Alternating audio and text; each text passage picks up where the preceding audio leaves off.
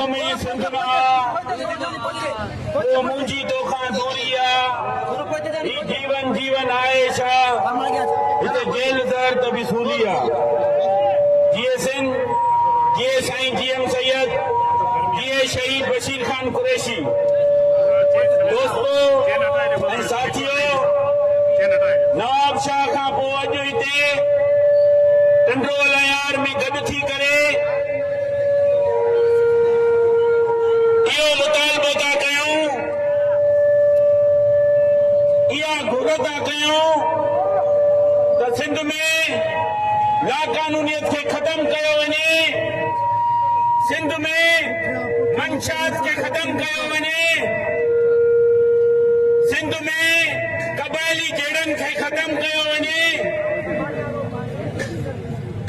सिंध जी जेका हालत लॻी पई आहे पीपल्स पार्टीअ जे दौर में सिंध जी जेका हालत आहे इन्हनि 15 सालनि में को कॾहिं को नवाब शाह जो माण्हू खणी अची हिते टंडोल यार में उनखे बीहारण जे लाइ हितां जी ज़मीनुनि ते कब्ज़ा कया था वञनि हितां जे माण्हुनि खे हितां जे अबोच ही धरतीअ जे वारसनि खे कूड़नि केसनि में भेजारियो वञे थो त तव्हांखे गिरफ़्तार करायो वेंदो जे अगर तव्हां असांखे वोट न ॾिनो उन्हनि माण्हुनि ते इंतकामी कार्रवायूं कयूं थियूं वञनि असां उन्हनि खे ॿुधाइण घुरूं था नवाब शाह खां पोइ अॼु हिते टंडोल यार में गॾु थिया आहियूं वरी कंहिं ॿिए ज़िले में गॾु थींदासीं वरी कंहिं टे ज़िले में गॾु थींदासीं सॼी सिंध में रेफरेंडम करे उन्हनि माण्हुनि खे ॿुधाइण घुरूं था त सिंध में सिंध जे पाणीअ ते जेको दाड़ो हयो थो वञे शहरनि खे शहरनि में तहफ़ुज़ नथो ॾिनो वञे लाक़ानूनियत वधी वई आहे ॻोठनि में पीअण जो पाणी न आहे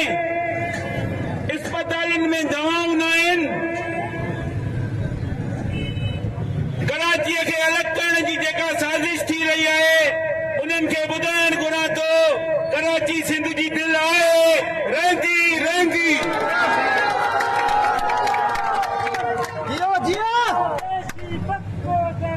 अॼु हिते नवाब शाह में खां पोइ टंडोल यार में हथ मथे खणी इहो वचन कयो त सिंध में जेका मंशात जो वापरो थिए थो मंशात खे ख़तम कयो वञे अॼु टंडोल यार जी इहा घुर आहे त मंशात खे ख़तम कयो वञे लाक़ानूनियत खे ख़तम कयो वञे शहरनि खे शहरनि में तहफ़ुज़ ॾिनो वञे दुकानदारनि खे तहफ़ुज़ ॾिनो वञे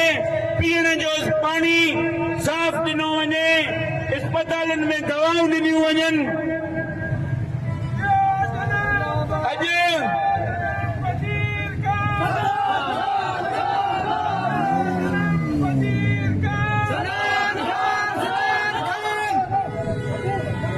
सॼी सिंध जे माण्हुनि खे चऊं था त पंहिंजे वोट जो सही इस्तेमाल कयो इलेक्शनूं अचनि थियूं हितां जा हुकुमरान शहरनि में वञी करे माण्हुनि सां कूड़ा वाइदा था कनि उन्हनि खे ॿुधाइण घुरां थो हाणे तव्हांजी रस्ता रोक थींदी हर शहर हर ज़िले में ॼाण टुटी ज़ंजीर विया पोइ ज़िंदाननि जो छा थींदो जिन मज़लूमनि ते वार कया तिन शैताननि जो छा थींदो वतन में भी असां बेवतन